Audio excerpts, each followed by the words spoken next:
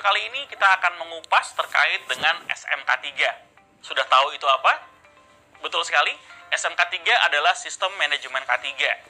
Ya, berbeda dengan aspek-aspek K3 yang hanya berdiri sendiri, di sistem manajemen kita akan belajar bagaimana perannya SMK3 dalam kita bisa mencegah kecelakaan kerja dan juga kita bisa mencegah penyakit akibat kerja. Karena tentunya kita berbicara mengenai sistem dan juga manajemen. Ya, di Indonesia hal ini diatur dalam peraturan pemerintah nomor 50 tahun 2012. Seperti apa lengkapnya? Silahkan saksikan video kali ini.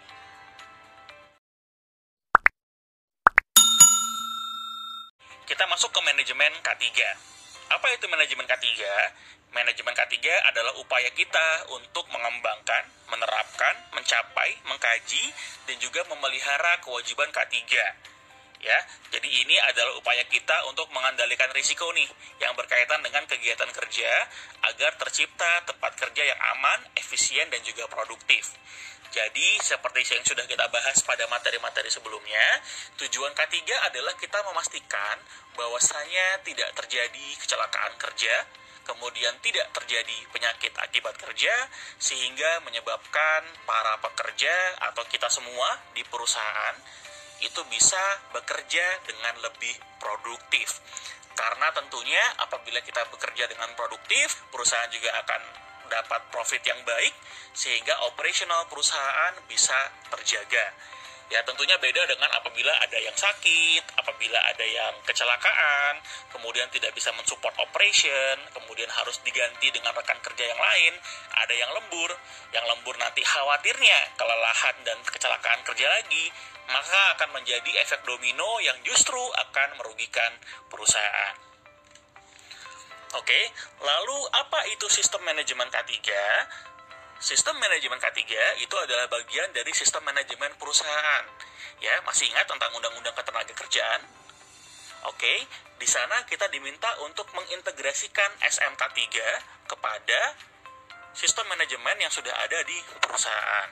Ya, dengan adanya ini kembali lagi kita mau tercipta tempat kerja yang aman, efisien, dan juga tempat kerja yang produktif. Oke, berikutnya kita akan masuk kepada manfaat penerapan K3 atau manfaat penerapan dari sistem manajemen K3.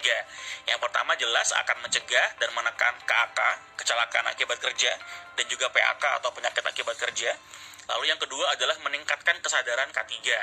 Karena apabila ini sudah menjadi sebuah sistem, tentunya seluruh elemen di perusahaan akan tahu nih, karyawan-karyawannya itu akan tahu terkait dengan K3. Katakanlah misalnya perusahaan kita punya program untuk mewajibkan seluruh para pekerjanya itu tidak merokok di sembarang tempat gitu ya. Katakanlah kita sudah punya program untuk kita bisa merokok di tempat yang sudah ditentukan. Melalui sosialisasi ini kesadaran K3-nya akan ditingkatkan. Kemudian membuat lebih efektif sistem yang ada, tempat kerja yang aman dan juga sehat, mengurangi gangguan dan juga kerugian, terukur dan terverifikasi, karena nanti kita akan bisa mengukur bagaimana tingkat implementasinya. Lalu ada pengakuan dan juga bukti pemenuhan. Karena ini kaitannya ke regulasi, maka akan ada pengakuan juga dari pemerintah apabila kita bisa mengimplementasikan sistem manajemen K3 dengan baik. Dan yang terakhir tentunya adalah reputasi dan juga peluang bisnis. Sekarang sudah banyak perusahaan di luar sana, ya, apabila perusahaan kita adalah kontraktor, salah satu syarat kita untuk bisa bekerja sama dengan klien kita adalah dengan kita memiliki sistem manajemen K3. Jadi penting banget nih untuk kita bisa mengedukasi para pekerja di tempat kita sehingga implementasi sistem manajemen K3 bisa berjalan dengan baik. Dan tentunya juga peluang bisnis. Ya, dengan reputasi yang semakin tinggi terkait dengan K3, maka peluang bisnisnya juga akan semakin baik tentunya. Oke, kita akan masuk ke dalam peraturan pemerintah nomor 50 tahun 2012 terkait dengan SMK3. Ya. Jadi kalau di Indonesia, regulasi yang mengatur adalah peraturan pemerintah nomor 50 tahun 2012.